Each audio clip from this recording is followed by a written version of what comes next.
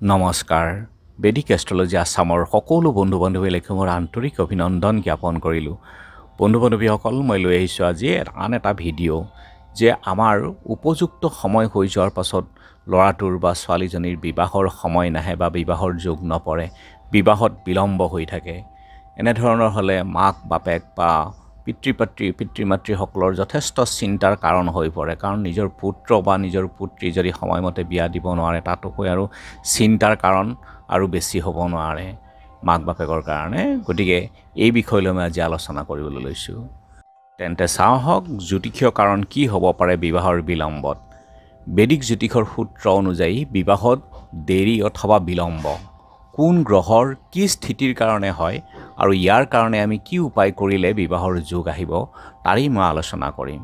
ভিডিঅ'টো যিমান পাৰে আপোনালোকে শ্বেয়াৰ কৰিব আৰু যাতে বহুতো বিবাহ উপযুক্ত যুৱক যুৱতীৰ সহায়ক হয়। ভাল চিন্তা কৰক, সকলোৰে নিজৰো ভালেই হ'ব। বিবাহৰ যোগ পৰিবৰ কাৰণে সেই সময়ত দশা আৰু মহাদশা, যদি কাৰক গ্ৰহ কুণ্ডলীত কাৰক গ্ৰহৰ দশা বা মহাদশা আহিব লাগিব, বিবাহৰ গ্ৰহৰ দশা বা মহাদশা আহিব লাগিব। যদি অশুভ গ্ৰহৰ দশা বা মহাদশা চলি আছে তেনেহ'লে সেই সময়ত বিবাহৰ যোগ নহয়।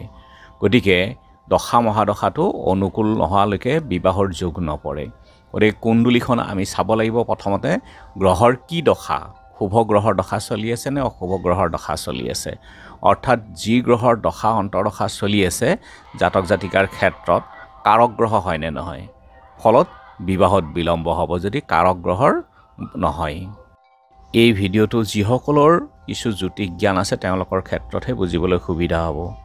এতিয়া বিবাহৰ যোগ তেতিয়াহে নিৰ্মাণ হয় যেতিয়া লগ্নৰ পৰা সপ্তম স্থানৰ অধিপতি অৰ্থাৎ যাক কোৱা হয় সপ্তমেশ, অথবা আমি নৱাংশ কুণ্ডলী বনাব লাগিব। নৱাংশ কুণ্ডলীৰো সপ্তমেশ অথবা লগ্ন অধিপতিৰ দশা বা অন্তৰ্দশা চলিব লাগিব সেই সময়ত। আৰু যুৱকৰ ক্ষেত্ৰত মুখ্য কাৰক গ্ৰহ বিবাহৰ শুক্ৰৰ দশা বা অন্তৰ্দশা যদি আহে, আৰু যুৱতীৰ ক্ষেত্ৰত গুৰু বৃহস্পতিৰ দশা অন্তৰ্দশা আহিব লাগিব, কাৰণ গুৰু বৃহস্পতি যুৱতীৰ ক্ষেত্ৰত মুখ্য কাৰক গ্ৰহ বিবাহৰ।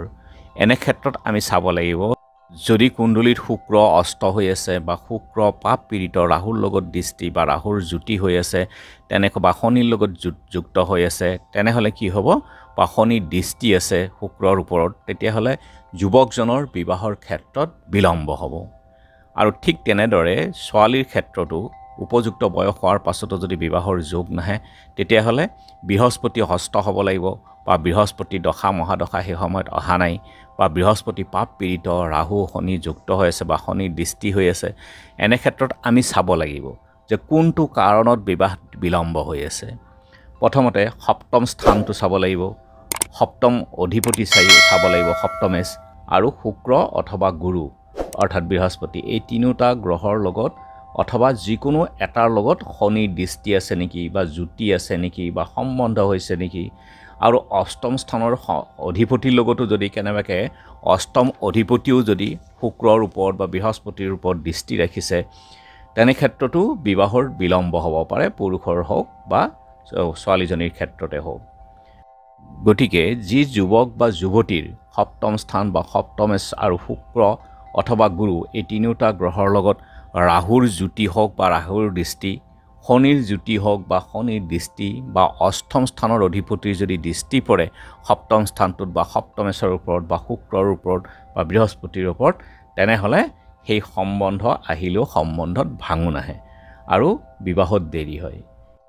এনে ক্ষেত্ৰত আমি চাব লাগিব কুণ্ডলীত কোন গ্ৰহৰ কাৰণে কি স্থিতিৰ কাৰণে বিবাহত বিলম্ব হৈছে।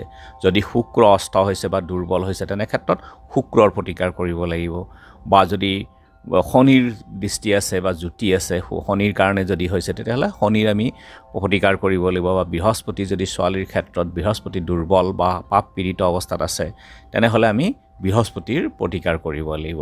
এনে কৰিলে আমি বিবাহৰ উপযুক্ত এটা যোগ নিৰ্মাণ কৰিব পাৰিম। এনেদৰে বিচাৰ কৰি আমি বিবাহৰ যি বাধা আছে বাধা নিৰ্মূল কৰিব পৰা যায়। ধন্যবাদ।